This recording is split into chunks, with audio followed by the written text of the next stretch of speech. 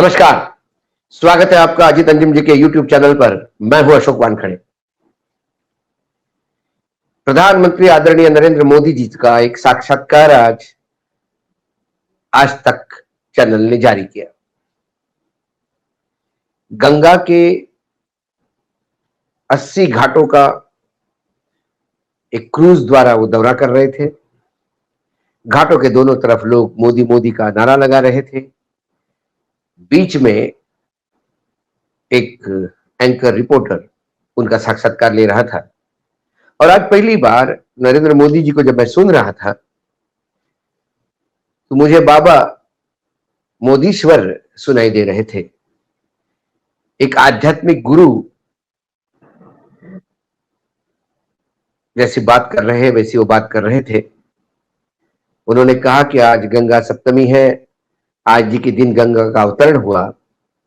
शिव जी ने आज ही गंगा को अपने जटाओं में बांध लिया और फिर जन कल्याण के लिए धीरे धीरे गंगा को उन्होंने छोड़ा। थोड़ा गंगा के बारे में बताया। फिर उन्होंने कहा कि गंगा, मैं जब आया तो मैंने कहा था कि गंगा मां ने बुलाया, लेकिन जब मैं यहां आया तो फिर मैं यही का हो गया। अब तो मैं बनारसी हो गया। अभी चुनाव लड़ने का मात्र नाता नहीं है। उन्होंने कहा कि आध्यात्म ये भारत के नागरिकों की अंतरात्मा है और वो लगातार 140 करोड़ लोगों के बीच जीवन में गंगा का महत्व है, चार धाम का महत्व है। और खासकर मेरी मां के जाने के बाद गंगा के प्रति मेरा भाव और तीव्र हो गया और अब मैं मां गंगा का हो गया। गंगा ने मुझे गोद ले लिया। अब धीरे धीरे मैं ये भी समझ रहा हूं कि मेरी जिम्मेदारी का महत्व बढ़ रहा है। आज भारत का कोई छोटा बच्चा हो या अंतिम वो व्यक्ति सबसे गरीब, वो भी मुझे प्रेम करता है, आदर करता है और ये चाहता है कि मैं उनके लिए कुछ अच्छा करूं।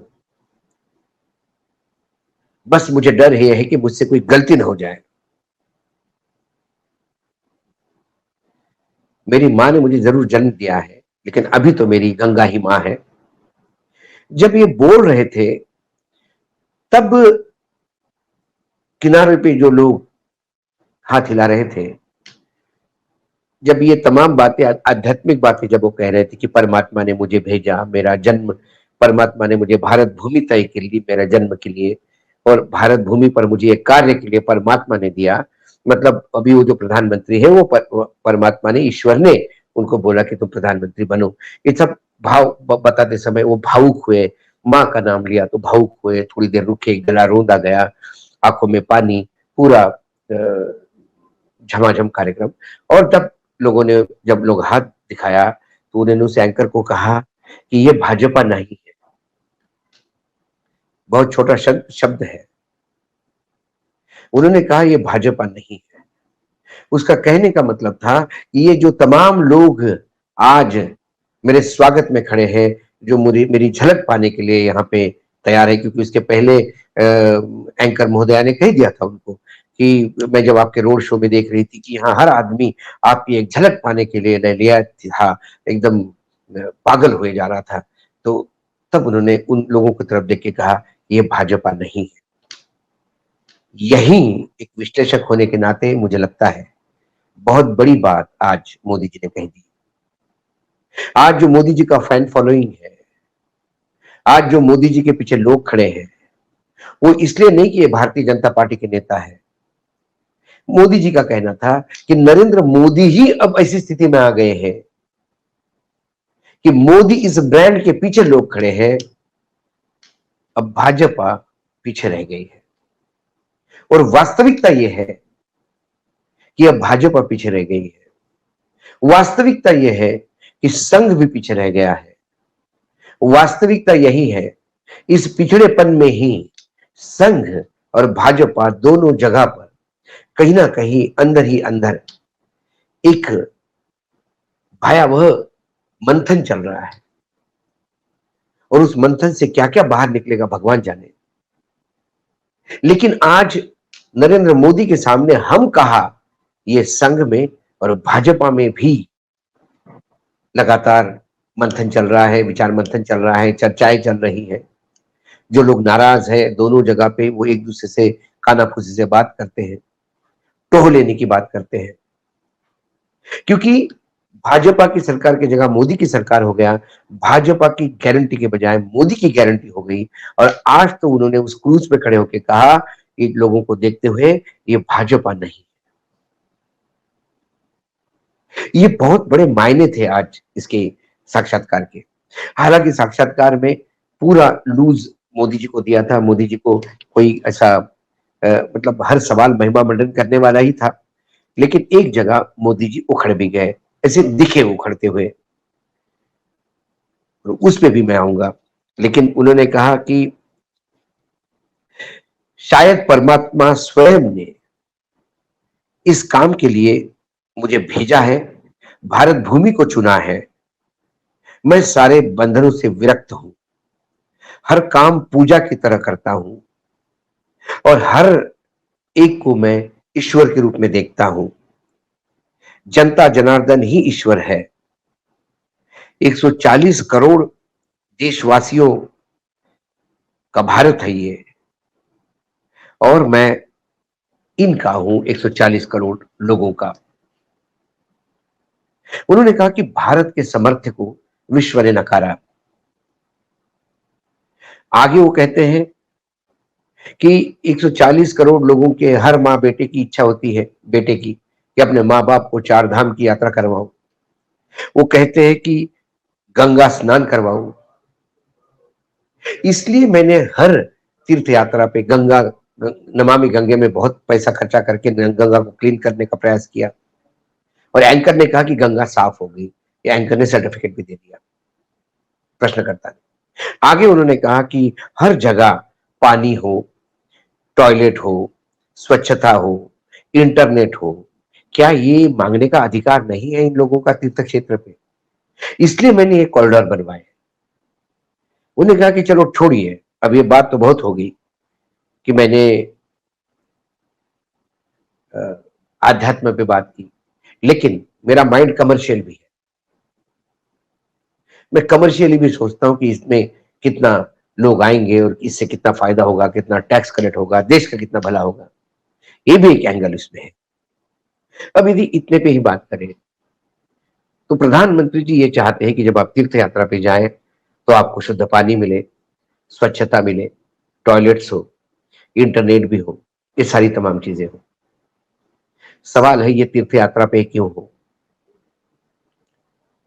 जो इंसान अपने घर पे ही रहता है उसका क्या? जो संत परंपरा में विश्वास रखता है, जो अपने माँ बाप को भगवान मानता है, क्या उन माँ बाप को स्वच्छ पानी नहीं मिलना चाहिए? क्या उस माँ बाप को स्वच्छता नहीं मिलनी चाहिए? क्या वहां टॉयलेट्स नहीं होने चाहिए? क्या उनके यहाँ इंटरनेट नहीं होने चाहिए? और क्या ये चीजें सिर्फ योजनाओं में रह गई है कि यथार्थ के धरातल पे उतरी है? यदि आज आप गांव में जाओगे तो आज भी गांव में मोदी जी का दिया हुआ गैस का चूल्हा खाली पड़ा हुआ है। इतना महंगा गैस रिफिल कोई नहीं करता। टॉयलेट के नाम पे गड्ढे पड़े हुए हैं, और नल के नाम पे सिर्फ पाइपलाइन बिछी है। पानी के लिए आज भी लोग सैकड़ों किलोमीटर पलायन करते हैं, या महिलाएं 10-10 किलोमीटर चल के पानी ले आती हैं। ग्रामीण क्षेत्र की वस्तुस्थिति मोदी जी को कब समझ में आएगी, ये समझ में नहीं आता। वो कहते हैं कि मैंने गंगा आरती इसलिए करवाता हूँ विदेशियों से, तो उन्हें समझ लेना चाहिए कि हम नेचर के नजदीक हैं। सवाल नेचर के नजदीक गंगा आरती करने से नहीं होता। यदि अडानी सेठ के लिए छत्तीसगढ़ के जंगल कटते हो, तो वो पर्यावरण की हानि है, उसका कौन भुगतान करेगा? कई जगह पे प्रधानमंत्री जी बहुत यथार्थ की बात करते थे और आशावाद की बात करते थे, आदर्शवाद परोसने का आज प्रयास कर रहे थे। लेकिन 10 साल का उनका लेखा-जोखा यदि देखा जाए, तो जो वो बोल रहे थे, उसके विपरीत उनकी करनी दिखाई देती है। हर पॉइंट पे हम बात कर सकते हैं। उन्होंने कहा कि उन्होंने अपनी माँ को फिर से याद किया। उन्होंने कहा कि जब हम माँ के पास गया था मैं, तो माँ ने जब पहली बार मैं मुख्यमंत्री बन के गया, तब माँ को मैंने कहा कि मेरी नौकरी बदल गई है। मैं अब गुजरात आऊँगा, तो माँ को बड़ी खुशी होगी कि मैं गुजरात रहूँगा। तो माँ को जब मैंने बोला, तो माँ ने मुझे कहा 2 बातें कि लाच माने रिश्वत। बोले, "बेटा, लाच लेना नहीं और गरीबों को भूलना नहीं।" जब मुख्यमंत्री बनने गए, तब माँ ने आशीर्वाद देते हुए कहा कि बेटा, लाच लेना नहीं और गरीबों को भूलना नहीं। मोदी जी ने माँ की इज्जत रखते हुए लाच लेने की जगह पे इलेक्टोरल बॉन्ड ले आए, जो रिश्वत लेने का एक बेहतरीन तरीका था, ताकि माँ को दिया हुआ वचन भी निभाए और जो रिश्वत यानी लाच लेनी थी, उससे अपना पेट भी भरे। गरीब को कभी भूलना नहीं। मोदी जी कभी गरीब को भूले नहीं। वो हमेशा गरीबों की बात करते रहे, लेकिन तिजोरियां उद्योगपति की भरते रहे। मोदी जी के कार्यकाल में देश में करोड़पति बढ़े हैं और गरीब हुए। जो नीति आयोग ने 25 करोड़ लोगों को गरीबी रेखा के ऊपर बताया, वो मॉडल कितना फेलियर था और कितना आंकड़ों का मैनिपुलेशन था, इसकी कई वीडियोस और स्टोरीज कई अर्थशास्त्रियों ने की हुई है।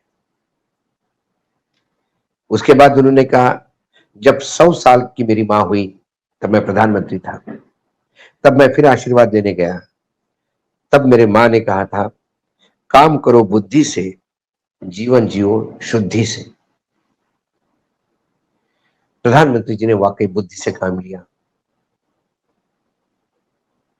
उन्होंने हर चीज को बेहतरीन तरीके से मैनिपुलेट करके, हर आंकड़े को मैनिपुलेट करके इस बात का परिचय दिया कि उनके पास कितनी बुद्धि है। उन्होंने इलेक्टोरल बॉन्ड को ट्रांसपेरेंट बताया। उन्होंने कहा कि चुनावी चंदा में ट्रांसपेरेंसी आए, ईमानदारी आए, इसलिए मैं बॉन्ड लाया।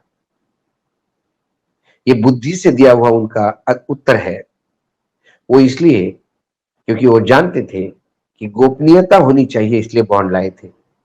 जब वो गोपनीयता सर्वोच्च न्यायालय ने भंग की, तो अब हमारे प्रधानमंत्री जी चोरी पकड़ने के बाद ईमानदारी की बात करते हैं। इसके लिए बुद्धि लगती है। ये जो मैनिपुलेशन होता है, जो हेरा फेरी हुए, वो सामान्य बुद्धि का इंसान नहीं कर सकता। उच्च कोटि की बुद्धि लगती है। प्रधानमंत्री जी ने काम बुद्धि से किया और जीव शुद्धि से, शुद्धता से जीवन जीते हैं और उनकी शुद्धता की जीवन जीने की पद्धति सारे देश को पता है। चश्मे से लेके कपड़े तक की कीमतें लोग लगा चुके हैं। मुझे और ज्यादा बोलने की इसमें जरूरत नहीं। फिर उन्होंने कहा, जब बात जो बेहतरीन आज सुनने में आई, वो ये कि आपका जो नारा है इस चुनाव में 400 पार, उन्होंने कहा इसको नारा मत कहिए, ये भारत की जनता का संकल्प है कि जिस मोदी ने इतना काम किया है, उसे अब हम क्या दें। इतना हमारे लिए किया, तो रिटर्न में कुछ देना है। इसलिए इस भारत की जनता 400 पार करने जा रही है। 4 जून का इंतजार होगा। यदि 400 पार आंकड़ा गया, तो हम मानेंगे वाकई जनता ने मोदी जी को दिल खोल के दिया। यदि ये आंकड़ा 200-250 पे रुक गया, तो फिर मोदी जी क्या ये एक्सेप्ट करेंगे कि ये 400 वाला मेरा सपना इस जनता ने इसलिए नकारा क्योंकि मैं सबसे नाकारा साबित हुआ। आगे जब उन्होंने कहा कि उत्तर प्रदेश में 80 सीटें हैं, उन्होंने कहा कि उत्तर प्रदेश में 80 सीटें हैं और कांग्रेस का खाता नहीं खुलेगा। जब एंकर ने पूछा कि राहुल गांधी तो रायबरेली से लड़ रहे हैं, तो प्रधानमंत्री ने जो कहा उससे शायद आज तक का एंकर भी शर्मसार हो गया होगा और उसे इस बात का ग्लानि भी हो गई होगी कि हम भारतीय जनता पार्टी की, प्रधानमंत्री की और सरकार की सेवा में कहां कम पड़ गए। प्रधानमंत्री जी ने जो बात कही वो वही कही जो इलेक्टोरल बॉन्ड के लिए उन्होंने कही थी कि ट्रांसपेरेंसी के लिए हम ले आए, जबकि वो सफेद झूठ था। उसके बाद उन्होंने अडानी अंबानी के बारे में कहा, जो उनके सगे हैं उनके बारे में कहा कि वो काला पैसा राहुल गांधी को दे रहे हैं। पूरा देश उस पर हंस रहा था। अब आज उन्होंने जो कहा उस पर भी देश ठहाका लगाएगा। उन्होंने ये कहा कि मीडिया के लिए, गांधी परिवार मीडिया के लिए महत्वपूर्ण परिवार हो सकता है। मीडिया के लोग उनके परिवार को बहुत संभाल रहे हैं। मीडिया की कुछ मजबूरियां रही होगी जो वो अभी भी गांधी परिवार को संभाल रहे हैं, उसमें मुझे कोई दिक्कत नहीं। मैं तो जमीन का आदमी हूं, गरीब मां का बेटा हूं। मुझे तो पूरी देश की जनता मेरे साथ है। मीडिया गांधी परिवार को संभाल रहा है। यदि किसी एक परिवार को टारगेट करके सुबह से शाम तक उसको बदनाम करने की मुहिम जो गोदी मीडिया चला रहा है, जिसमें ये चैनल जहां इंटरव्यू दिया वो भी बहुत आगे है, उनका ब्लैक एंड व्हाइट कार्यक्रम तो लगातार विपक्ष का मुंह काला करते रहता है। ये सामने होते हुए भी बहुत बड़ा जिगरा चाहिए इतना झूठ बोलने के लिए, बहुत बड़ा ताकत चाहिए कि जो मीडिया आपके कसीदे पढ़ता हो सुबह से शाम तक, उसको ये कहना कि आप राहुल गांधी को संभाल रहे हैं, उस परिवार को संभाल रहे हैं। वो यहीं से शायद वो थोड़े से उखड़ गए। फिर उनको एक और पीआर वाला सवाल पूछा कि रशिया से जो बच्चे छोड़ के आए वो बड़े भावुक थे और आपके, उन्होंने कहा कि मेरे विदेश मंत्री ने बहुत काम है इसमें और कुछ ज्यादा क्रेडिट लेना नहीं चाहता। राम मंदिर पे जरूर उन्होंने कहा कि मोदी ने नहीं बनाया। शायद उन्हें अब लग रहा होगा कि राम मंदिर दिख नहीं रहा, तो उन्होंने क्रेडिट उन 500 साल के संघर्ष को दिया और उन्होंने कहा कि निमित्त मुझे परमात्मा ने चुना। फिर उन्होंने परमात्मा का नाम लिया और उन्होंने अंत में कहा कि ये मेरी कसौटी नहीं है 400 लाना। अब ये गेंद उन्होंने 400, अब की बार 400 पार का ये गेंद जो है, ये जो सपना जो है, वो जनता के पाले में फेंका। उन्होंने कहा कि 400 पार ये मेरा नारा नहीं है, ये जनता का संकल्प है।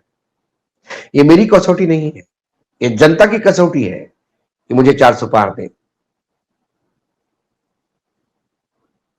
शरद पवार के बारे में जब उन्होंने पूछा कि शरद पवार ने कहा कि 4 जून के बाद कांग्रेस में कई छोटे दल, उन्हें कहा शरद पवार बड़ा नाम है और ये बड़ी खासकर उनके बेटी के चुनाव के बाद उन्होंने शब्द कहे हैं, इसके मायने हैं।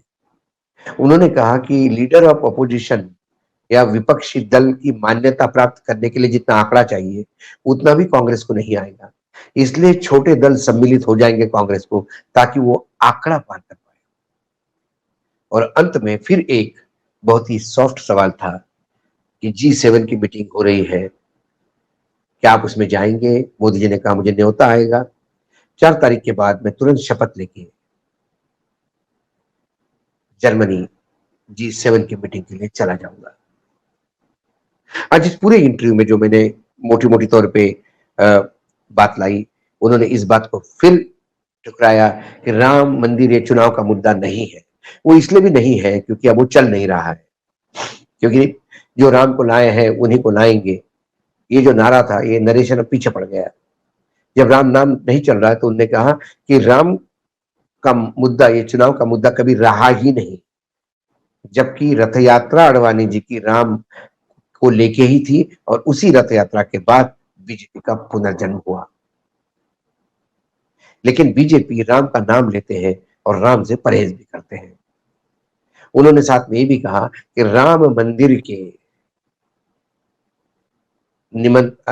प्राण प्रतिष्ठा का निमंत्रण ठुकराने वाले कांग्रेस अब डर गई है कि ये पाप का फल क्या मिलेगा उनको। तो राम मंदिर का प्राण प्रतिष्ठा का निमंत्रण तो चारों शंकराचार्य ने भी ठुकराया था। क्या मोदी जी उनको भी पापी कह रहे थे? ये कुछ सवाल है, मैं आपके बीच में छोड़ के जा रहा हूं। आज इतना ही, कल फिर आऊंगा किसी विषय के साथ। तब तक के लिए नमस्कार। देखते रहिएगा अजीत अंजुम जी का यूट्यूब चैनल।